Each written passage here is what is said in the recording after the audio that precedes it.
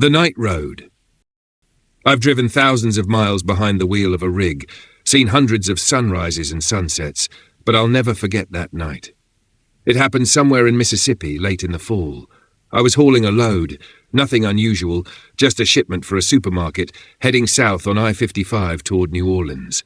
The night was pitch black, the moon barely cutting through the clouds, and the road was almost empty.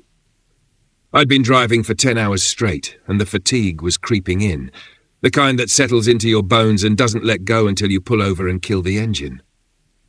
But I wanted to make it to the next motel, which, according to the GPS, was about 40 miles out.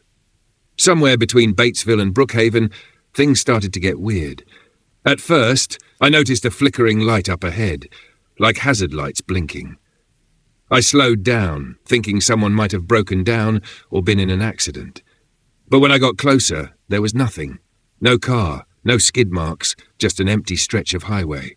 I figured maybe I was seeing things. Staring too long at the same spot can play tricks on you. Another 10 miles went by and I saw headlights in my rearview mirror. They hadn't been there a moment ago. The vehicle was gaining on me fast and steady. I kept an eye on it at first out of curiosity, then with growing unease. It got right up behind me, almost tailgating. I figured it was about to pass, but it didn't. It just stayed there. Not falling back, not speeding up. I gave a right signal and eased off the gas a bit, thinking I'd let them go around. They slowed down too. That went on for 15 minutes. I started to get nervous. My brain started pulling up all those stories about truck hijackings, about people getting jumped on the road. I reached for my phone, but the signal was gone. Completely dead. Not a single bar. I was on an interstate highway with no service. Just a coincidence?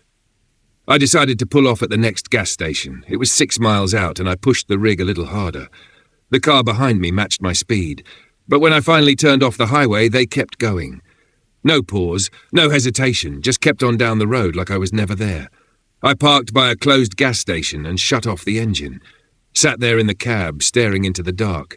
My heart was racing, hands shaking. I couldn't explain what had just happened. I stepped out to clear my head and lit a cigarette. Not a soul around. The only sound was the wind playing with the sign above the pumps. And then I heard footsteps. Behind the building. Not quick, not sharp. Slow, heavy, deliberate. I froze. Grabbed the flashlight I keep in the glove box and walked along the side of the building. Nothing. Silence. The footsteps stopped. I got back in the cab, locked the doors and sat there until dawn.